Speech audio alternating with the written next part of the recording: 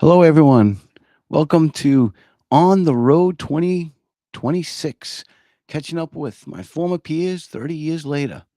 Hello, everyone. I'm Charles Day with Day to Day Senior Care, and thank you very much for coming on tonight. And first and foremost, again, I want to thank every viewer and every new subscriber that's come on to our whether Facebook or LinkedIn or Instagram or YouTube, and especially YouTube, because YouTube, I can't keep up. It's growing so fast. Our subscribers over 182. I haven't looked yet in the last few hours, but thank you all. And our views are in less than 90 days are close to 20,000 views. So I really I don't know what I'm doing, but I'm very happy, very humbled, and I just want to continue doing what I'm doing. We have a great lineup that's coming over the next several weeks. We've got experts in the field. We've got day-to-day uh, staff that are going to be coming on. We've got people in all different departments and in different facilities, whether it's hospitals. I got a special event for Southside Hospital where I worked for 12 years, and I'm just very excited. But tonight is pretty much like the title says. I have a little script here because I do go off script now and then. Um, so it's called the Senior Care on the Road, the Open Mic, Career Defining Moments. So tonight is a very special edition of our show. We're calling it Open Mic for a reason. So for the next half hour, we are clearing the schedule to hear from the heart of the industry. We're talking to the CNAs, the nurses, the administrators, the hospital staff, and those working in psychiatric and memory care. You know, being a caregiver isn't a job, it's a collection of moments. We all know that. Some are heavy, some are hilarious, and some change the way you see the world. But tonight we want to hear your story. Yours. What is it? What is that one memorable moment in your career that stayed with you? Okay? And I'm going to open up the chat. Hold on. Put the chat on this chat. I'm going to say hello. This is what I love about this studio. I'm going to say hello. And it goes out to all our streaming Facebook, LinkedIn, and YouTube tonight. And I'm just writing hello, everyone. So this is where you can come in and leave a chat. And if you're interested in coming in this spot right below me live, I will send you a link. What you'll do is you'll let me know on the comment, and I'll send it to your Facebook message, or I'll post it right there. And a link, and you come right in, share your story, and then you're off. All right. And I know some people would rather just leave a comment, and we can certainly answer the comment, or we can listen. I mean, we can read what you wrote about your memorable moment.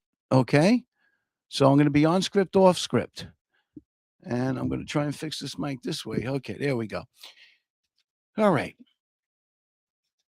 So before we open the lines, so to say, okay, I just want to reflect on why we're doing this.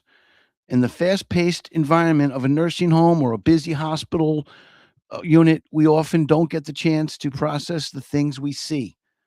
We move from one room to the next, one crisis to the next. But tonight, we're hitting the pause button. So by listening to anyone's memorable moment would be awesome. Just put a comment in that you would like to share. Okay, we've already established that this on the road series, even though I'm catching up with my former peers 30 years later, and I've already got some scheduled out for the next coming months, some great, inspiring stories are coming, folks. Real stuff, raw footage. You get to see the life of healthcare workers, those that work with senior care, those that work with psychiatric patients. I'm bringing it all in here. It's all coming in, and we're all just going to see it and hear from it, um, and just see what it's like in our world, our career. So, and I understand a lot of people come in and they hate this hospital, that they dread that nursing home, or they don't want to go near that assisted living facility. But let me tell you, folks, all right, any uh, career you're in, any environment, whether it's the trade field or the legal field or policing, whatever, everyone's got pros and cons about you know the services that are being given. I'm just sharing with everyone the fact that there are so many passionate hearts, thousands and thousands, tens of thousands, including myself, that have been in this business for decades because we love what we do and we're compassionate with those we serve. Very important. And that's why I'm doing these podcasts. Okay. So, again, the lines are open. Who's first on the mic tonight? Tell us your name, where you work, and the moment you'll never forget.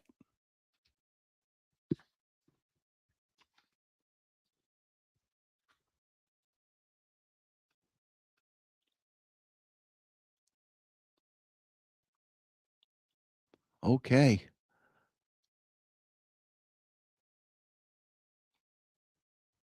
So far, I'm hearing crickets. That's okay.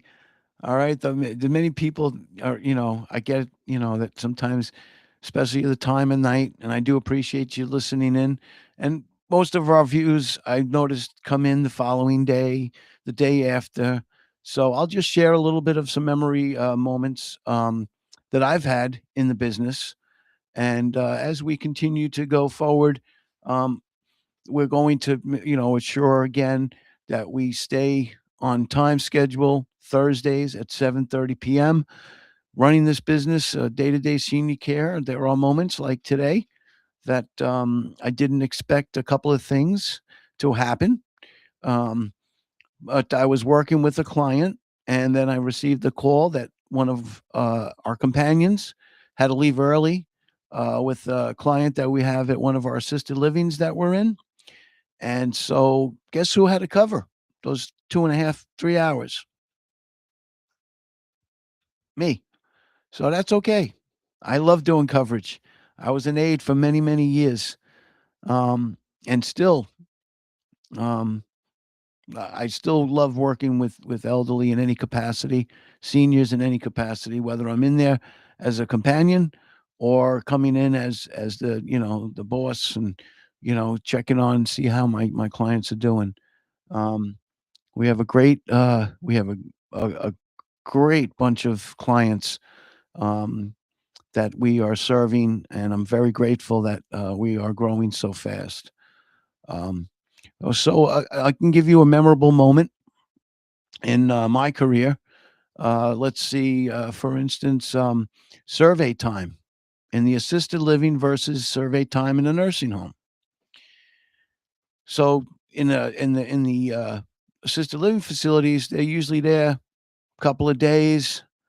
Um, but during those times that they're scrubbing through everything. They're going through environmental services. They're going through administration, case management, obviously ancillary services, but mostly their primary target is the nursing and the care portion of the assisted living facility. So they're going into the medical records, they're looking at the charts, they're looking at the medical administration records. They call them the MARs. They're looking to see how care is rendered. They're looking to see if everyone's staying within the policy and procedures and the regulations from New York State Department of Health, that the residents are being cared for with and not above what is allowed in assisted living, depending on which assisted living has the enhanced licenses or the special needs licenses. They look at the dementia care units. they do all their audits, they check charts, they look at electronic records, they interview clients, they interview staff, they interview families. Pretty intense. Now double that in a nursing home. Nursing home, they could be there 6 days, they can 7, 8. It's usually a minimum of 5 to 6 days. Um, and it is another uh, process of oversight. When they do their survey, they're looking at all the different departments, and definitely in nursing care, they're looking at the minimum, what the care is on the floors. They go to, and you know what? They also bring with them a wealth of information ahead of time. People that have called in, families that have called in and complained, residents have called and complained. They sort through some of them. Some of them they've closed. Some of them are left open. They decide, well, you know what? While we're there, in the nursing home or the assisted living home, we're going to follow up on this incident report right there. Where's the administrator? Where's the executive director? Because they always meet with them first upon entry. Okay, even though some of their other staff members may already be heading toward the floors. Okay, but anyway, so my memorable moments is just many times where we'd be in the middle of doing a lot of day to day activities, and then all of a sudden, boom, they're there, unannounced visit. So I always remember having to hustle and bustle, get all the staff together, secretly do our department, gatherings once they're on the floor. And, I don't want to get into all these secrets of how we manage, the flow while the Department of Health is there. But obviously, it's all done within the routine of assurance that everything is that we've crossed our T's and dotted our I's. So we just do another comprehensive overview of all our departments. So, and we just we're ready for them. We're always ready.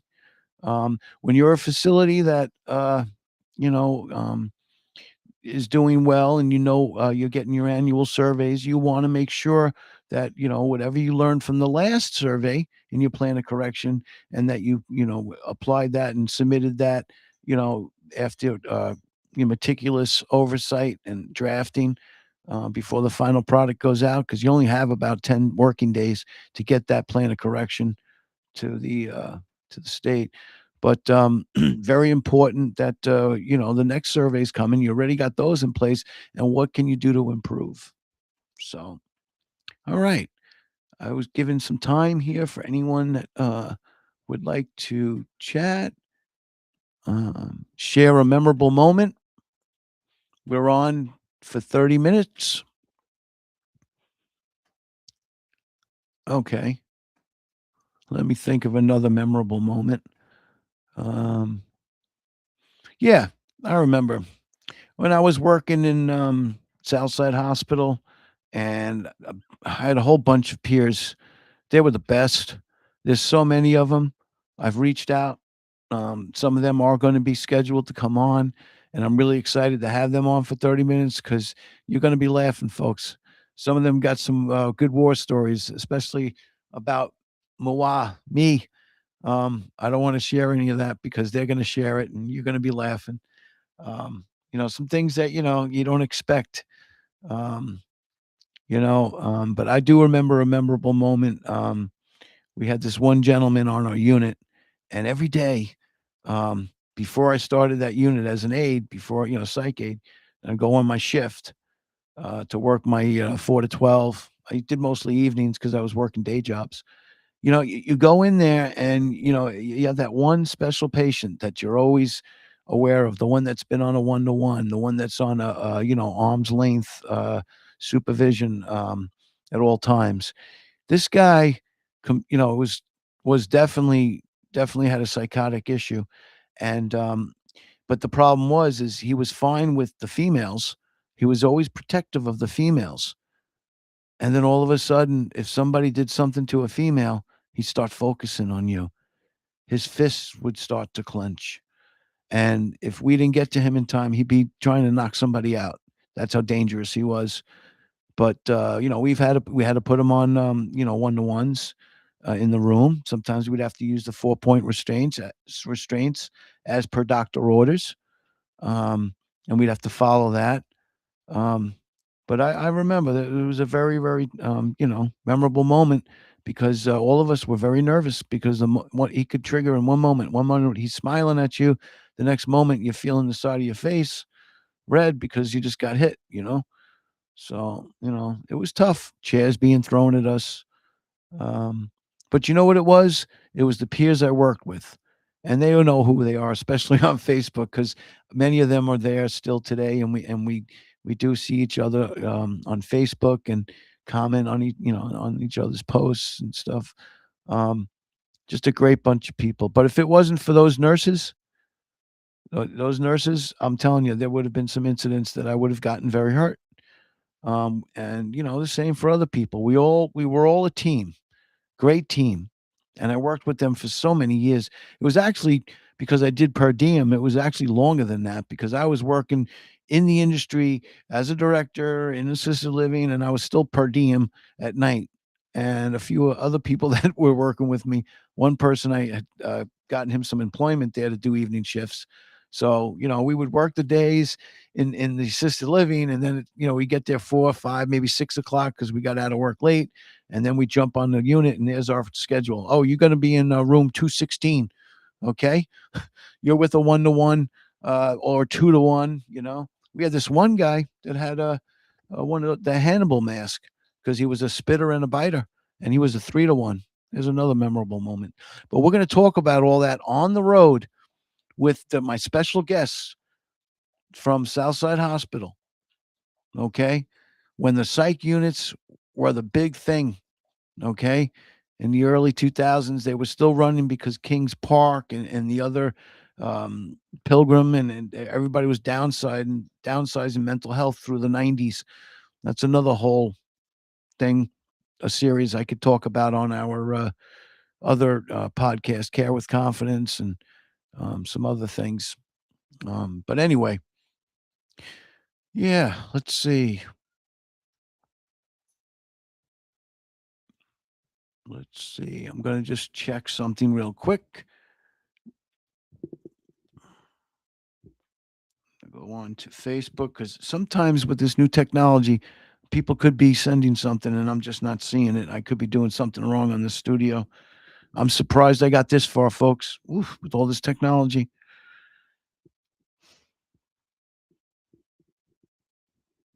Okay, I'm on Facebook and I'm checking things out here. Okay, well, let's see what we got here. Okay, and I'll try LinkedIn just to make sure on LinkedIn. All right, sorry, folks. Just want to check. I don't want to miss anyone's comment while I'm still on live. Okay. Yes. So again, um, we will run this special series with the open mic. We won't have guests every week, but for those who would like to submit a question, I'll be sending out some clips on this evening that we did, the open mic, and we'll run these once or twice throughout each month, um, just so I can, because people want to hear about it. They want to hear about our stories. That's why they're coming. They want to see what who I'm going to be visiting on the road here. Okay, so I'm going to bring them that entertainment. I have some very special guests, so we're looking forward to the spring and the summer. This is going to be a big, big, big spring and summer for us here on the road series. So let's see how much time we have left. Okay.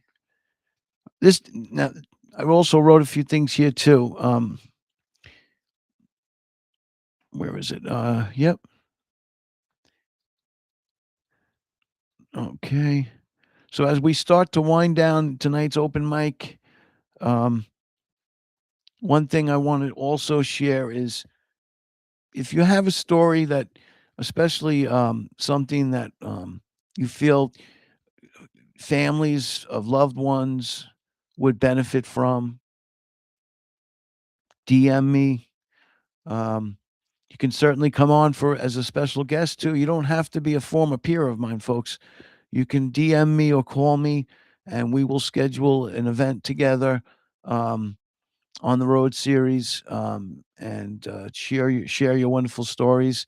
I am looking for certain people to interview on a particular um, information that I feel would be pertinent for families and our clients who are we direct to YouTube, because most of our podcasts are going to YouTube, which is really cool too. I just found out that the RSS feeds like Apple podcasts and the audio feeds where you don't have the video now, they're integrating video. They're allowing video to go in with the audio.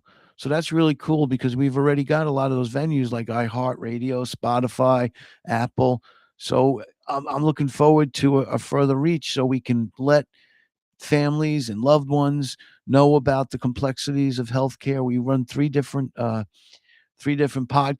We do this on the road, but we also do Care with Confidence series where we're pretty open to a lot of things, with special guests about the industry. I have staff members coming on to share about our program. I'd be happy to have other, competitors come on and share their stories and how they are doing. And of course, especially home care agencies. I'm not a medical agency right now. I'll get my operator's license when I feel I'm ready to put in that application. I'm not too worried because I'm still an active licensed nursing administrator with 30 years experience in the field. They know I'm serious. They know I want to be able to help people further than just non-medical. So we'll get that medical license down the road here in New York, and we'll also be beginning in Maine this year. We're going up in Maine. I've had this planned for a while, so we're going to go up there. Mm. But I'll be wanting to interview. I'll have some great guests from Maine as well. I know some of you, if you go back a few episodes, my my maintenance director Will Taylor, who's also a partner in our day to day senior care camper getaway program. He's helping us, finish up, the property that we're going to have a campground on. I don't care if it's small or large, but it's got to be able to hold at least 10 RVs, because we're going to help out seniors that still want to go camping up in Maine, those that live up in Maine. When our agencies open up there, I want to be able to integrate that program into our companion services. So we have a lot. We have a lot on the horizon, folks. So we're excited. We're open for questions and answers. Um, we're open for questions, I mean, so I can give answers. Let's see. Yeah, we got about 7 minutes left, folks. Really excited. All right. Let's see here. Oh, see, I didn't even have to use my script tonight because everything I drafted down here is already done. Yep. So,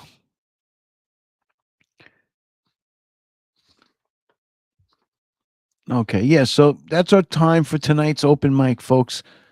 All right.